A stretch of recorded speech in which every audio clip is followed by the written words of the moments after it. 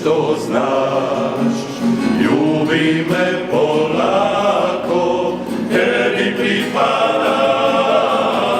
Sad kada došla si ova ljubav. Saša, primi ovaj prsten u znak moje ljubavi i moje vjernosti. U ime Oca i Sina i Duha Svetog.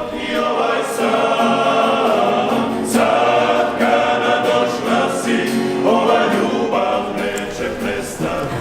Stjepan, primi ovaj prsten u znak moje ljubavi i vjernosti. U ime Oca i Sina.